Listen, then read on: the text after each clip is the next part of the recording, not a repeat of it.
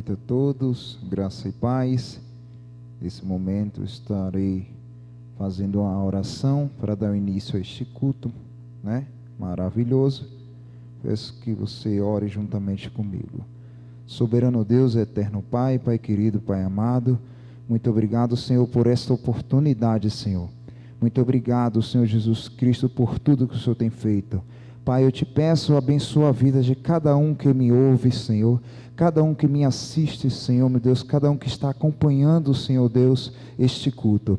Deus, dai vitória, Senhor, dai vitória sem medida, Senhor Deus, guarda e livra, Senhor, acampa os anjos ao redor, Senhor, que o Espírito Santo venha estar, Senhor, na vida, Senhor, da família de cada um, ó Pai, que está, ó Pai, me ouvindo, assistindo, ó Pai. Espírito Santo, faz morada, Deus, abençoa, Senhor, dai vitória, Senhor, pelo poder da Tua palavra, em nome do Pai, do Filho e do Espírito Santo de Deus, aleluia.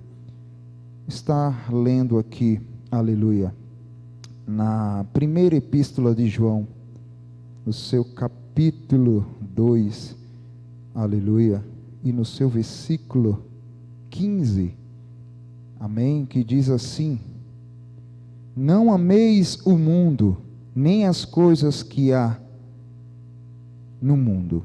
Se alguém amar o mundo, o amor do Pai não está nele, porque tudo que há no mundo é concupiscência da carne, e a concupiscência dos olhos, e a soberba da vida. Não procede do Pai, mas procede do mundo. Ora, o mundo passa, bem como sua concupiscência. Aquele, porém, que faz a vontade de Deus permanece eternamente. Amém? Uma palavra maravilhosa, a qual Deus ministrou no meu coração, que diz que a gente não devemos amar este mundo, pois tudo que há nele aqui é passageiro. Você não pode dizer, eu amo a minha casa, eu amo o meu carro, eu amo uma coisa assim que, eu conquistei. Bem, sabemos que nós temos que comer o melhor dessa terra, viver do melhor dessa terra, Deus quer que nós vivemos assim, mas tem pessoas que chegam assim a dizer, não, eu amo essa casa. Você primeiramente tem que amar o Senhor Jesus Cristo, ao qual te deu a vida, te deu esse ar que você respira. Então vamos ficar atento quando nós pronunciar esta palavra amor, de que maneira você está dizendo, porque somente ao Deus Todo-Poderoso é que devemos amar, e mais ninguém, Existem as classes de amor para cada, aleluia, cada momento, Então, nesse momento, foi o que Deus ministrou no meu coração, que você não venha amar o mundo, porque existiu um, e existe, que amou o mundo de tal maneira, que deu o seu Filho, o único Filho unigênito, para que todo aquele que nele crê, não pereça, mas tenha vida eterna. E nesse momento eu vou estar, passando para os louvores. Vamos estar ministrando agora os louvores aqui, e que eles edifiquem a sua vida cada dia mais, e que esses louvores toquem na sua alma, e que entrem nos seus lares e faça uma mudança extraordinária. Amém? Glória a Deus.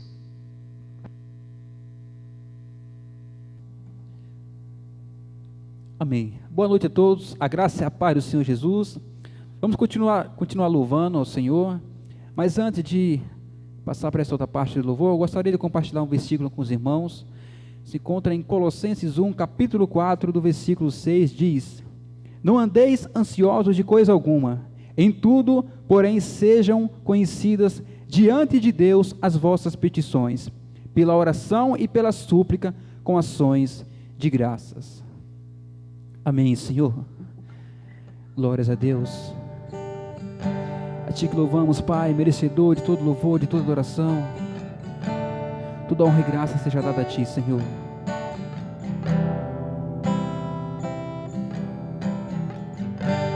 Senhor, minha oração se tornou sequidão, se tornou um deserto. e até a minha adoração já não passa de canções e palavras repetidas.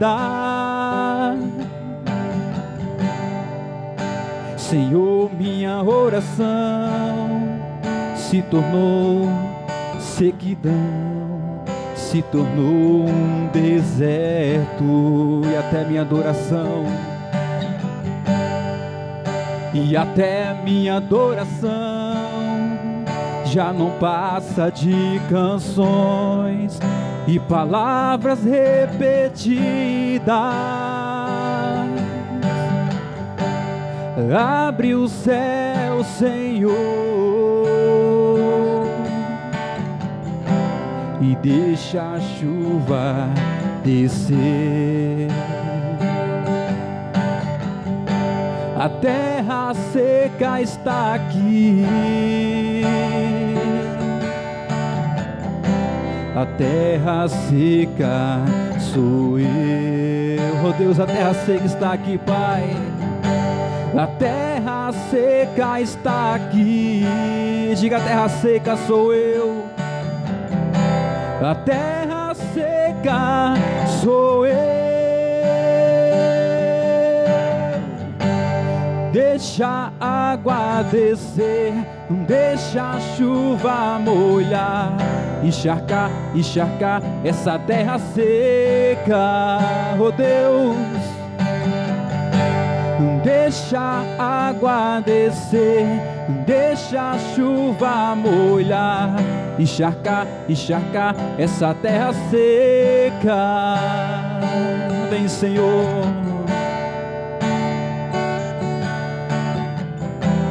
Aleluia, Deus. Diga, abre os céus, Senhor. Abre o céu, Senhor,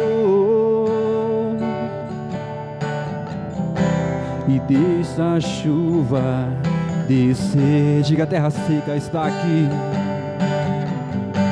A terra seca está aqui. Sou eu, Pai. A terra seca sou eu. A terra seca está aqui.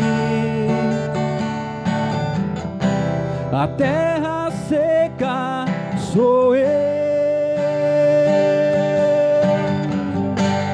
Deixa a água descer, deixa a chuva molhar, encharcar, encharcar esta terra seca. Deixa a água descer, deixa a chuva molhar, encharcar, encharcar essa terra seca. Vem, Senhor. Deixa a água descer, deixa a chuva molhar, encharcar, encharcar essa terra seca. Deixa a água descer, deixa a chuva molhar, encharcar, encharcar essa terra seca. Aleluias, Pai. Ora ao teu nome, Senhor. Vem, Senhor. Nós te adoramos, Pai. Nós te glorificamos, Jesus. És digno de receber todo louvor, toda adoração, Pai. Louvemos a Ti com alegria, Jesus.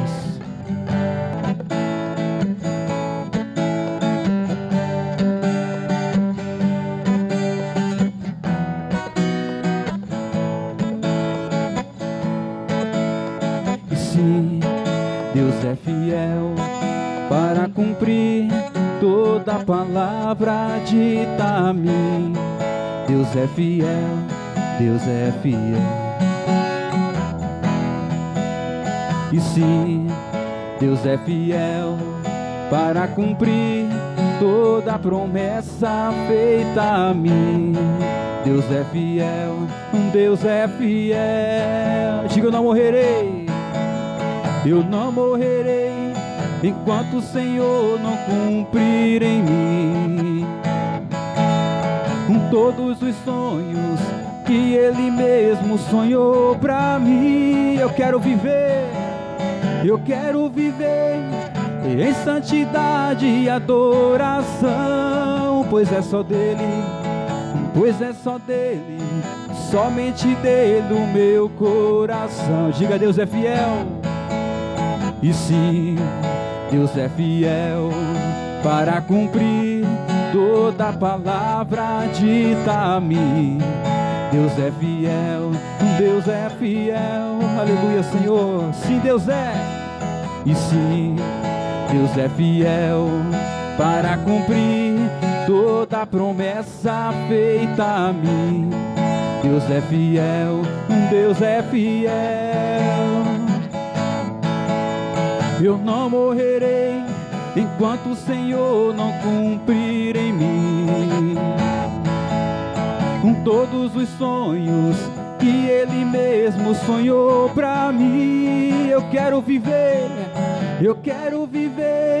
em santidade e adoração,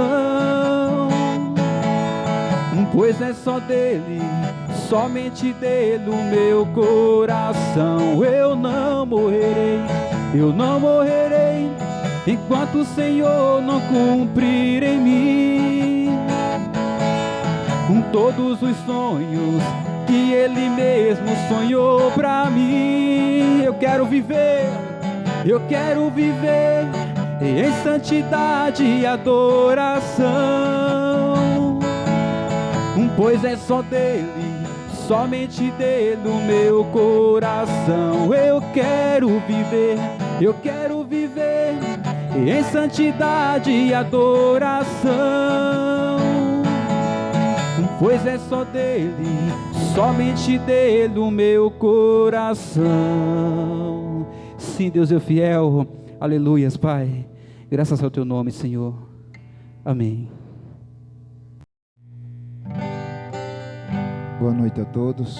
Vamos estar nesse momento louvando e exaltando o nome santo do Senhor na beleza da tua santidade, com esse louvor bastante alegre. Amém?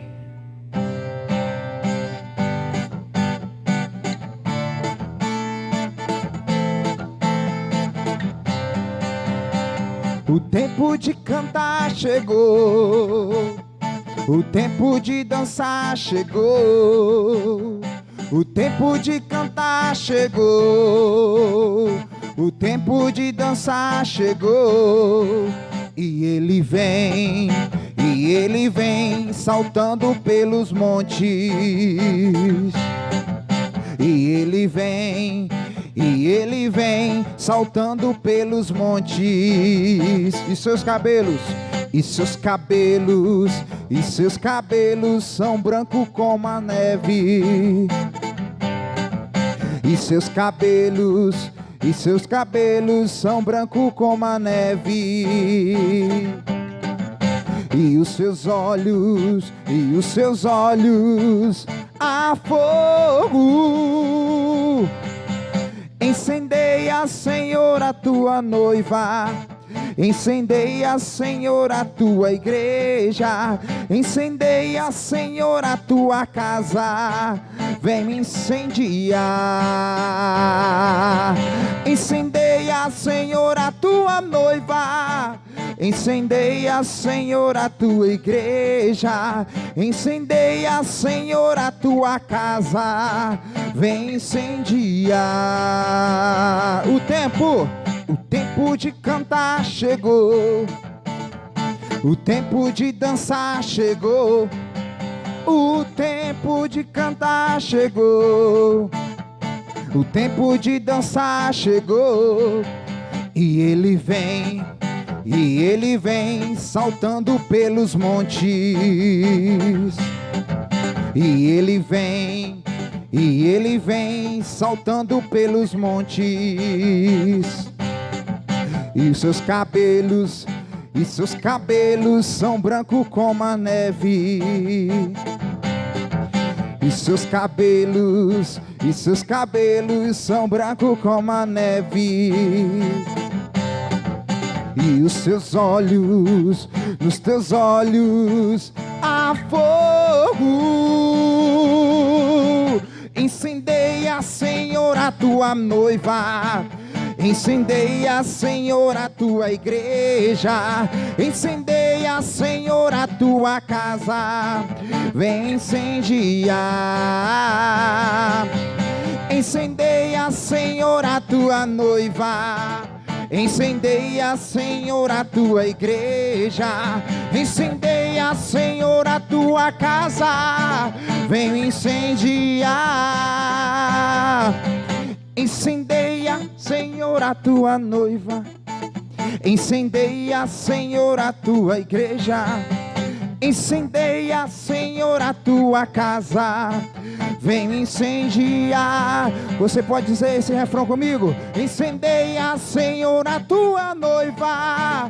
Incendeia, Senhor, a tua igreja. Incendeia, Senhor, a tua casa. Vem incendiar.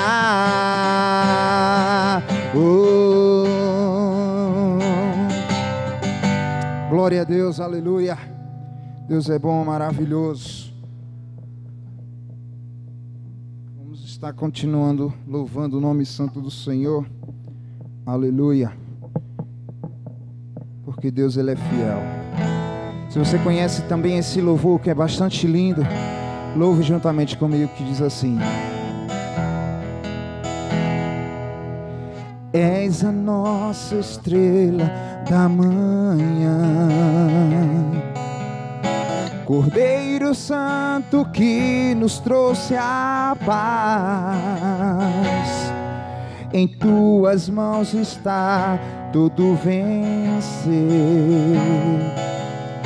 Resposta a todo aquele que clama. A verdade é a tua palavra e não podes mentir. Por isso estamos aqui. Diga mais uma vez: é a nossa estrela. És a nossa estrela da manhã, Cordeiro Santo. Cordeiro Santo que nos trouxe a paz. Em tuas mãos está todo vencer. Resposta a todo aquele que clama. A verdade é a tua palavra e não podes mentir. Aleluia. Por isso estamos aqui. Te louvamos, ó Senhor, pelo teu imenso amor. Manifesta o teu perdão e poder, e assim vamos te adorar para sempre. Para sempre, ó meu Rei. Te louvamos, ó Senhor, pelo teu imenso amor. Manifesta o teu perdão e poder, e assim vamos te adorar para sempre. Para sempre, ó meu Rei.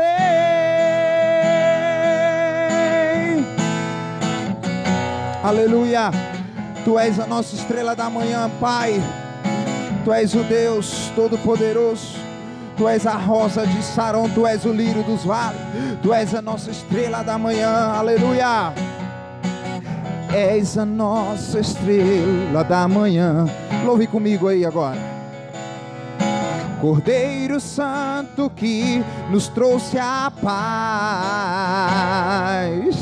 Em tuas mãos está todo vencer. resposta a todo aquele que clama. A verdade é a tua palavra e não podes mentir. Aleluia. Por isso estamos aqui, oh, te louvamos, ó Senhor, oh, pelo teu imenso amor. Manifesta o teu perdão e poder, e assim vamos te adorar para sempre. Para sempre, ó meu Deus.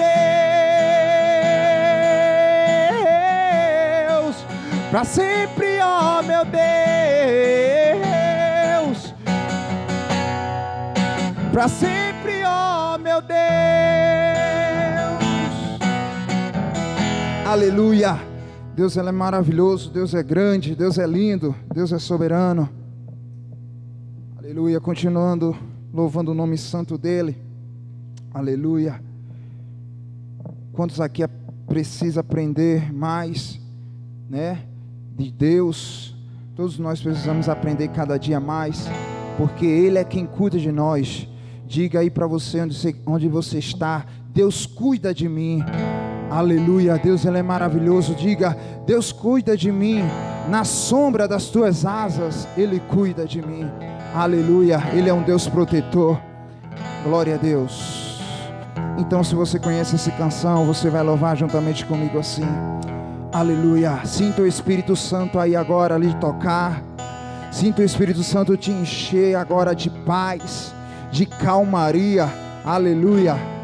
Tu és maravilhoso, Senhor. Tu és grande. Eu preciso aprender um pouco aqui. Eu preciso aprender um pouco ali. Aleluia. Eu preciso aprender mais de Deus, porque ele é quem cuida de mim. Se uma porta se fecha aqui, outras portas se abrem ali. Eu preciso aprender mais de Deus, porque ele é quem cuida de mim.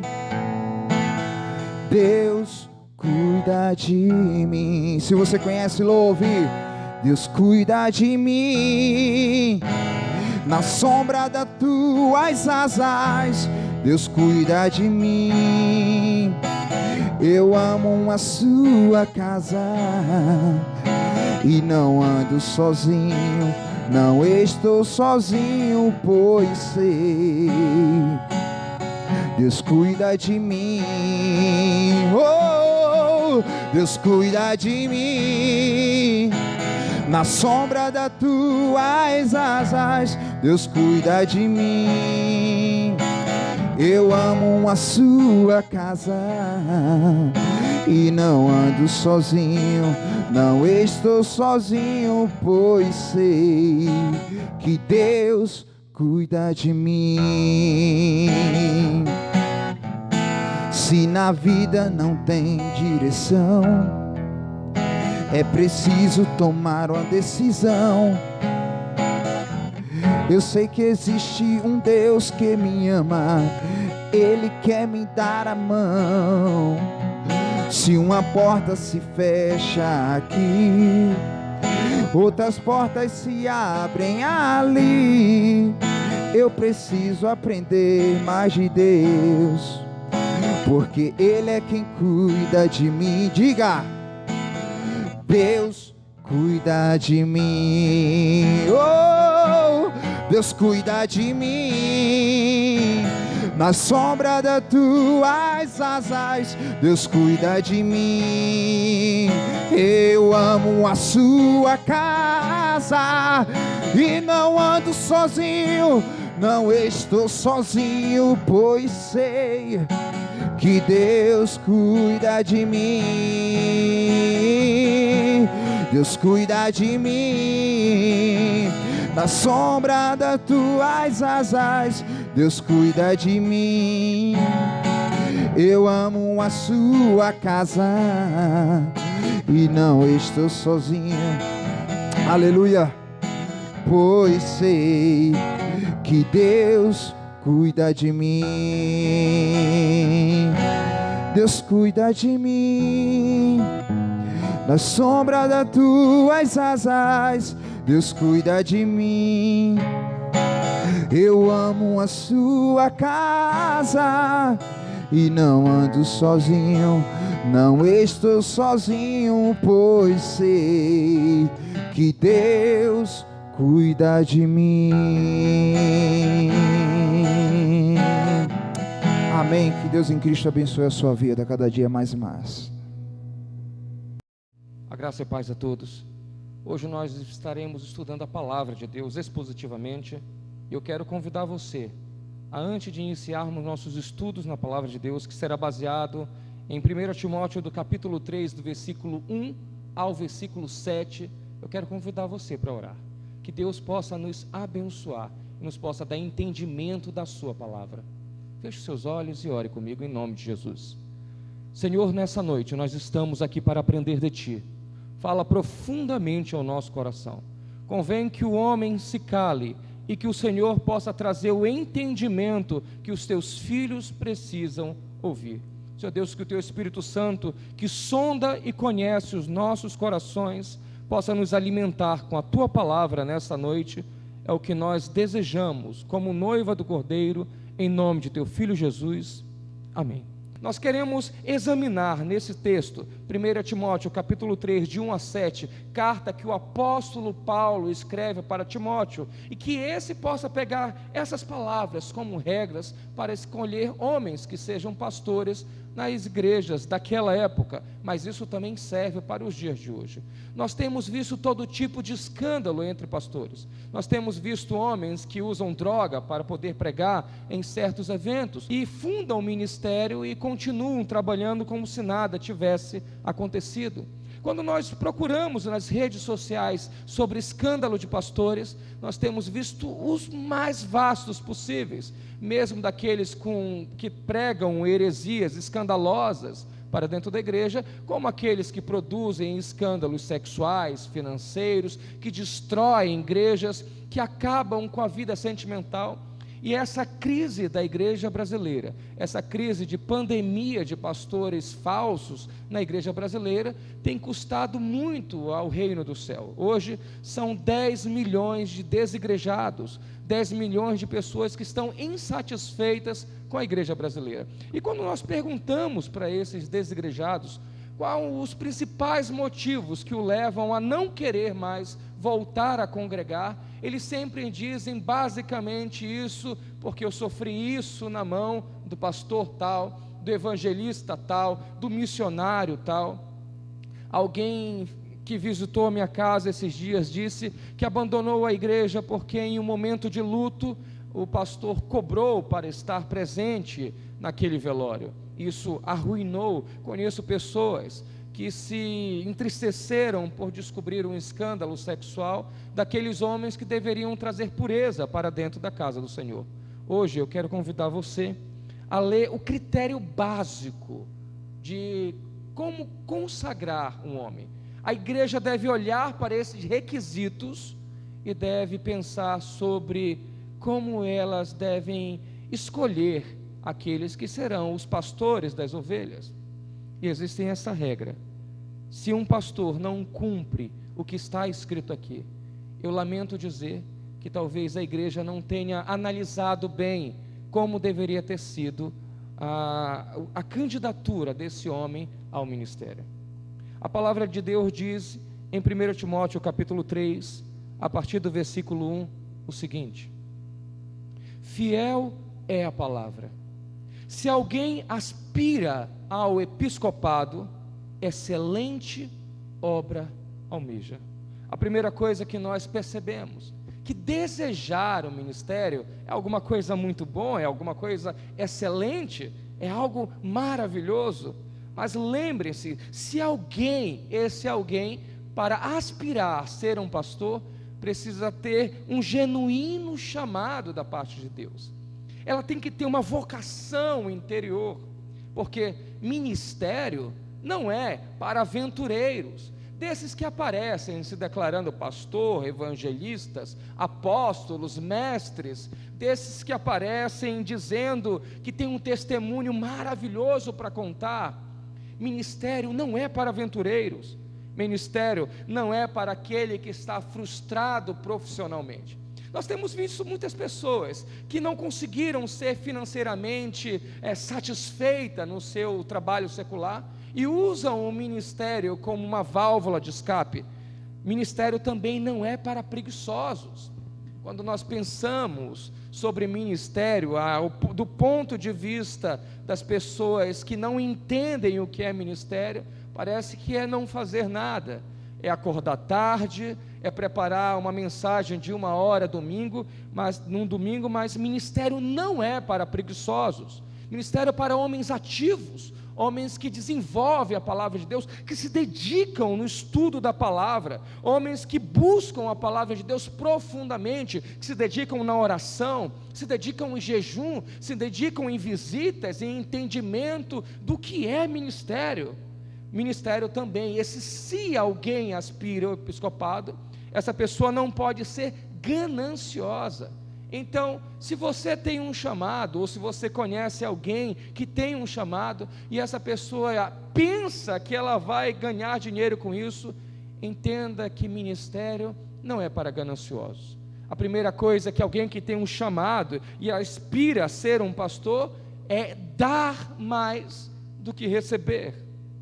O episcopado, quando pensamos nisso, é para alguém que está apto para ensinar a santa doutrina de Deus, de dirigir, tem que ter um preparo mínimo de direção econômica, financeira, de gestão de pessoas dentro da casa do Senhor. Mas algumas pessoas que nem mesmo leram a palavra de Deus, a Bíblia inteira, querem pregar, querem ensinar. Se a pessoa não está pronta para ensinar, ela deve sentar e ouvir. Ministério é para proteger. Aqueles que aspiram estar na função pastoral, eles devem entender que precisam proteger a igreja, proteger contra heresias, proteger contra problemas financeiros, proteger contra maledicência, contra coisas que na verdade têm destruído a igreja nos dias de hoje. Você precisa aspirar a algo, mas você deve estar preparado para algo, administrar os recursos financeiros.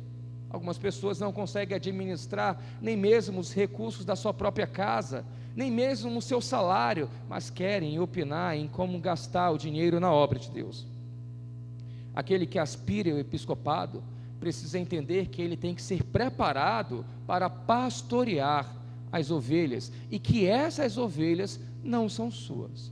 Aliás, nenhum pastor tem efetivamente ovelhas. As ovelhas são do Senhor e nós somos apenas copastores na palavra de Deus.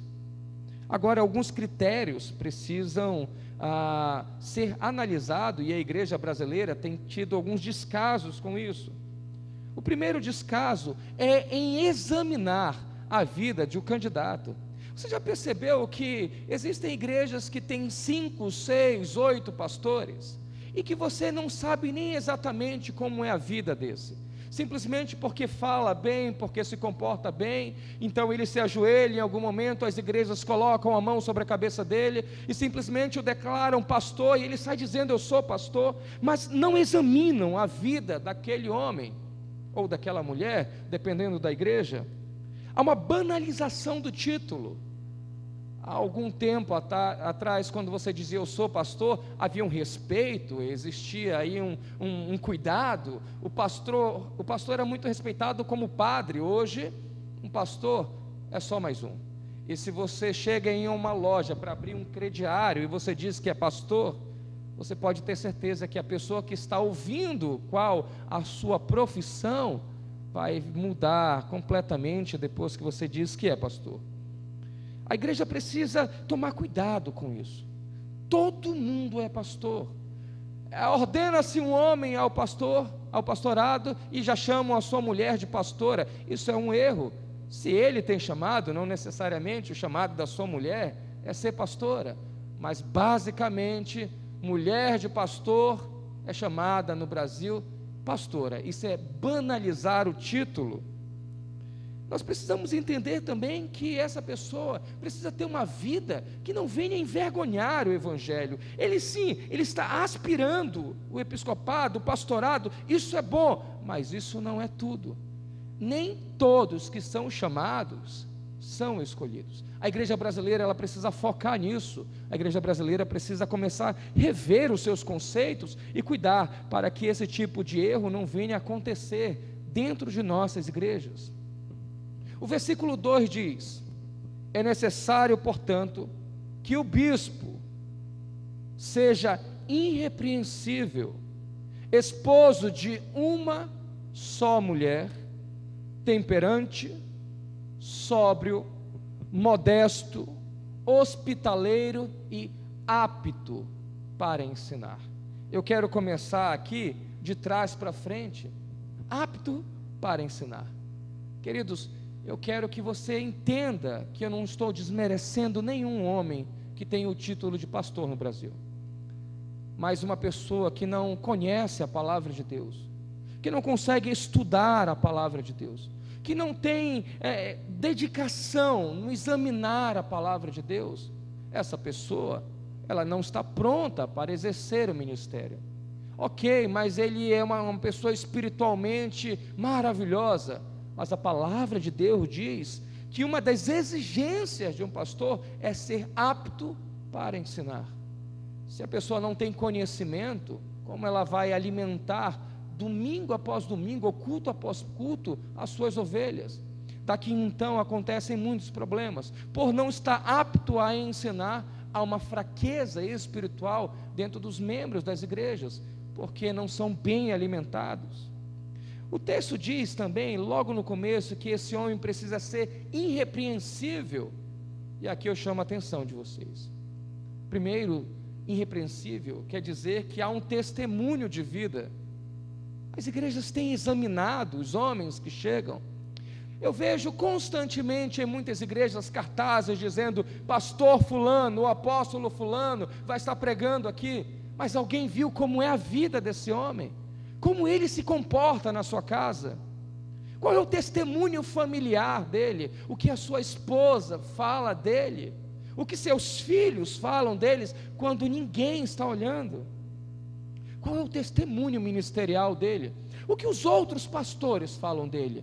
Agora, a grande questão é: o pastor, o seu pastor, tem um pastor?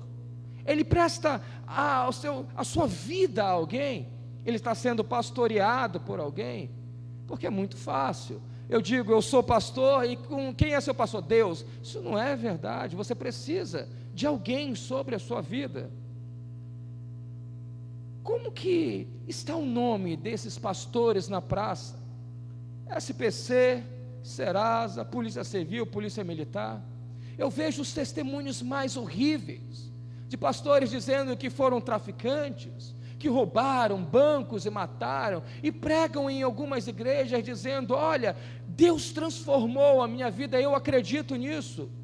Mas dê a Deus o que é de Deus, e a César o que é de César. Ele pagou os seus crimes diante da justiça?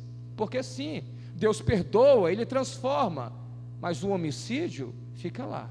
Mas os crimes, os roubos, que eles se vangloriam quando pregam em testemunhos para que recebam cachê por isso, os crimes estão lá. Ser irrepreensível é sim ter mudado de vida, mas pago diante das leis dos homens os seus erros.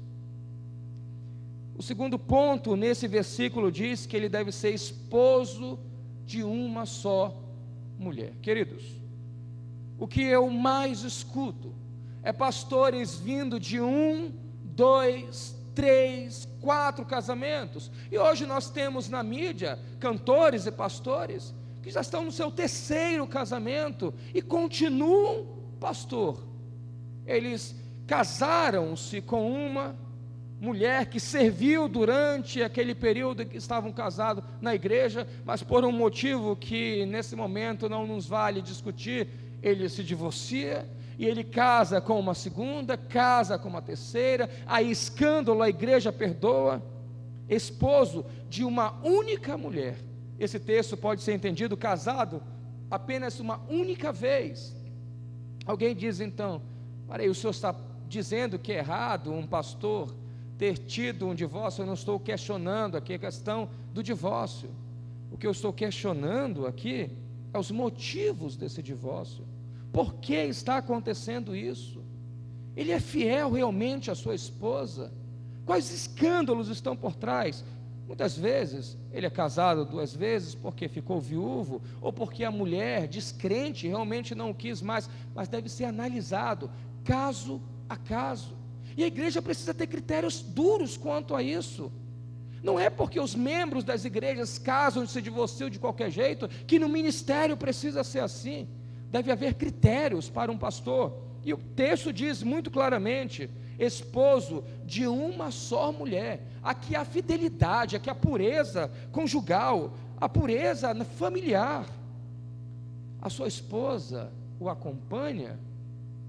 O grande problema de ministérios é que muitas vezes nós vemos o homem à frente. Eu não estou dizendo que a sua mulher precisa estar no púlpito, mas ela está na igreja, ela o acompanha. A sua esposa é crente, que testemunho ele dá como marido e esposa? A sua esposa acredita em seu ministério? Queridos, quando nós consagramos um homem ao ministério, nós temos que ver se sua família é uma boa família, uma família que será exemplo para a casa de Deus. Quantas vezes você já ouviu: pastor fulano é uma bênção, mas a mulher dele é uma praga? Ou de algumas pastoras, essa é a realidade, nós temos várias pastoras no Brasil. A pastora fulano é uma bênção, seu marido é uma praga, casou errado, vivem errado, não há acompanhamento, e a igreja aceita tudo isso. Temperante, é um homem equilibrado em sua própria vontade, sóbrio, moderador no que diz. Não é um homem que usa o púlpito para ofender uma ovelha. Querido, se a igreja começar a olhar este tipo de coisa, perceberá que os escândalos vão se diminuir muito. Ele é modesto, isento de vaidade. E vaidade é uma coisa que nós temos visto muito nos dias de hoje, em muitos pastores. Pastores que não é uma questão de dizer que pastor deve andar bagunçado, mas pastor que combina camisa com sapato, e combina suspensório com isso e aquilo, e presilha, e faz isso e aquilo. Nós precisamos ser modestos no nosso comportamento, na nossa vaidade deve ser deixada de lado. Um pastor deve se apresentar bem no público, mas daí a querer andar com as roupas de maior marca e mais caras, talvez não seja algo que caiba bem à igreja. Quantas são as pessoas que estão olhando aquele pastor e pensando: ele se veste assim, com meu dízimo, com minha oferta? Aí alguém pode se escandalizar dizendo: não, mas ele deu porque é obra, ok. Mas um pastor deve se vestir parecido com suas ovelhas. Ele não pode parecer o rico da instituição e os outros pobres. Deve ter modéstia na sua forma de vestir também.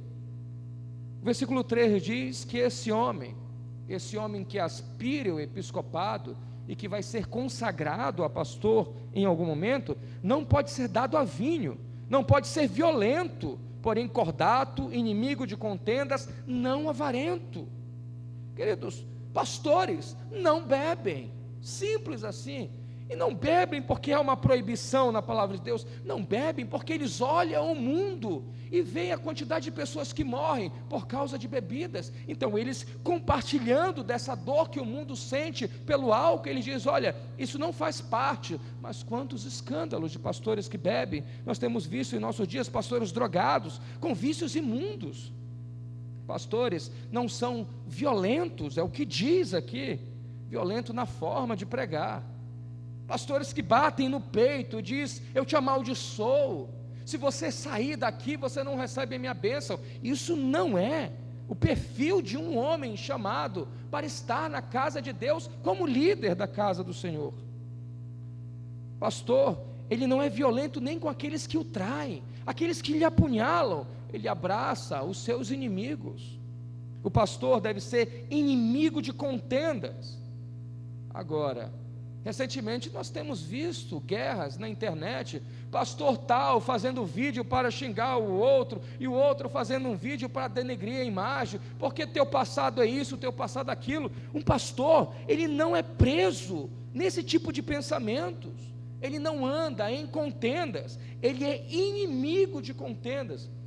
Um pastor procura paz, procura o entendimento.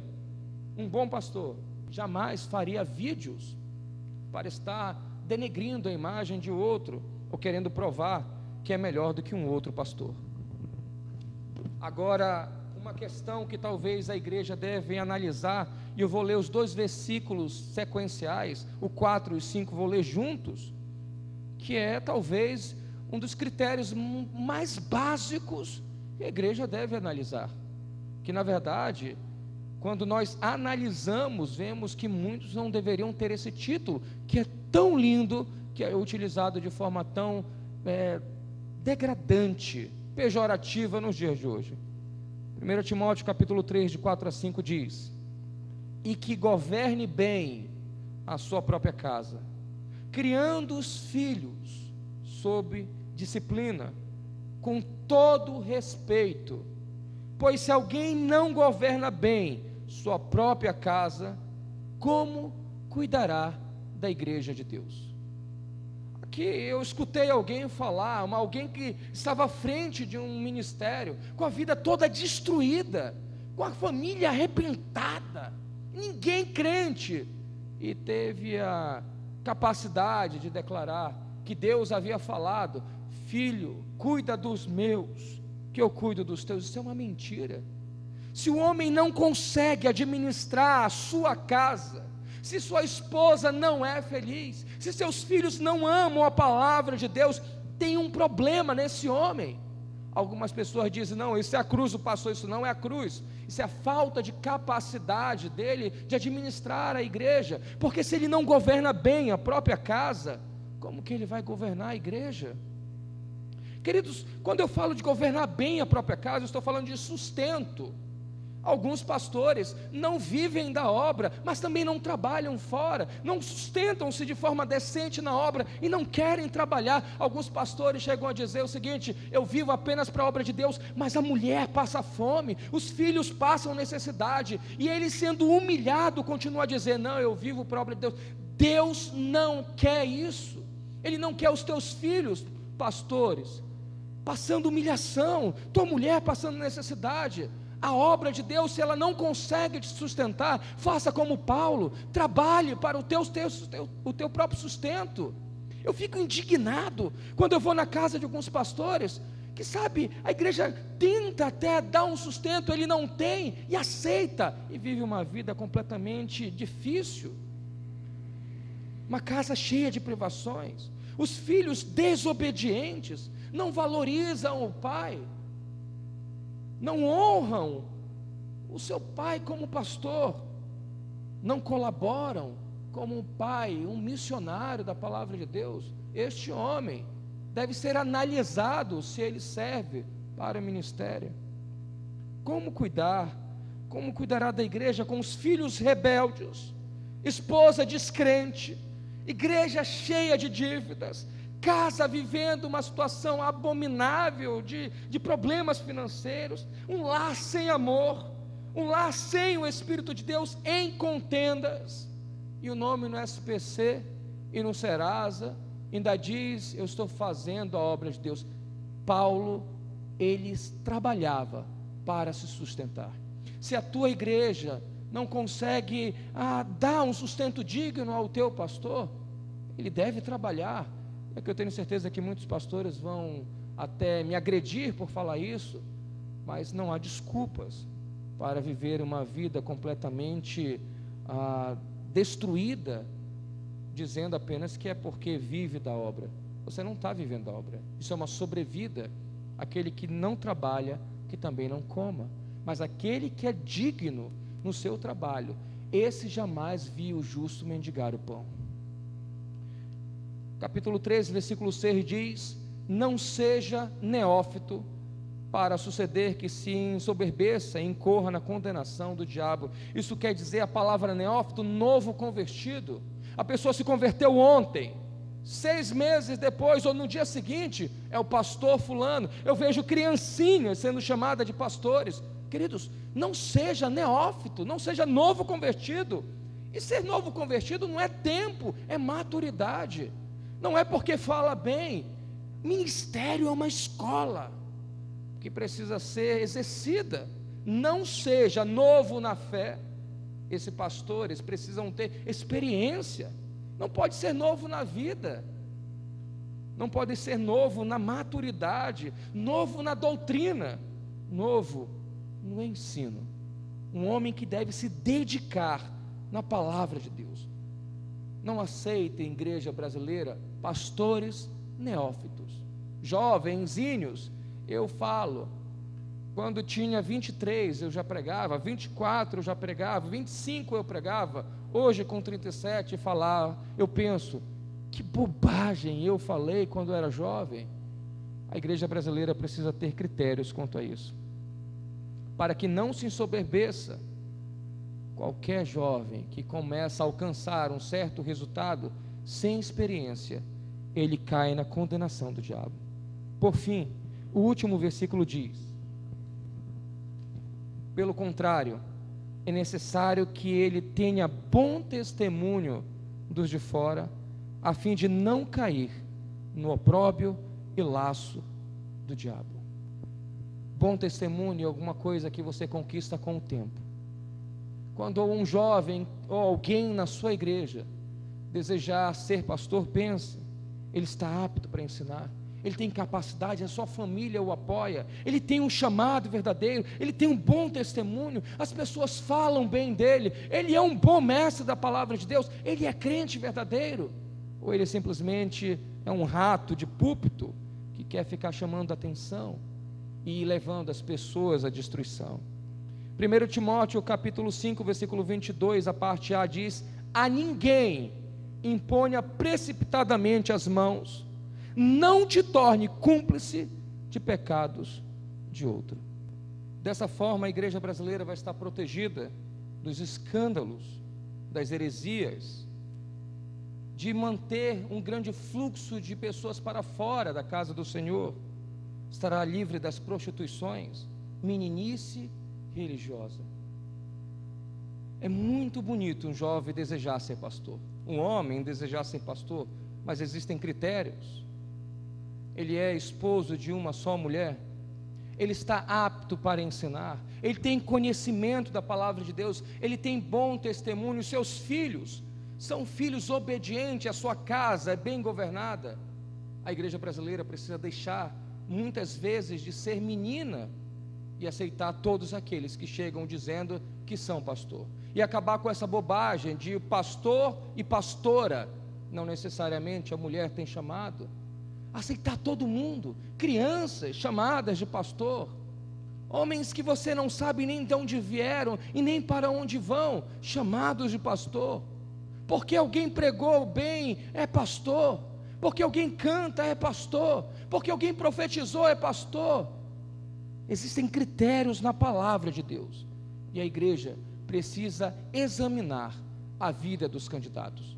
E eu digo a você, no dia em que a igreja brasileira parar de denegrir esse título e examinar os candidatos, teremos uma igreja firme, uma igreja forte, saudável, porque os seus líderes, como bons pastores, vão ensinar a santa doutrina, alimentar o seu povo, que vai crescer saudável, porque está alimentado pela palavra de Deus. E dessa forma, a igreja vai marchar debaixo da bandeira de Cristo, seguindo o nosso Senhor até chegar no céu. Oremos ao Senhor Jesus. Senhor, nos leva, Senhor Deus, para um entendimento da Tua palavra, para que possamos crescer na fé, deixando as coisas, Senhor Deus, velhas para trás, e busquemos, Pai, o vinho novo que é a Tua palavra, o discernimento e o entendimento, que possamos, Pai, examinar a vida das pessoas e dos pastores pela palavra de Deus. E se eles não estão, Senhor Deus, cumprindo aquilo que a Tua palavra determina, que a igreja brasileira possa reavaliar se realmente este título de pastor não está sendo lançado para lobos no lugar de pastores. Deus abençoe a igreja brasileira, em nome do Teu Filho Jesus. Amém.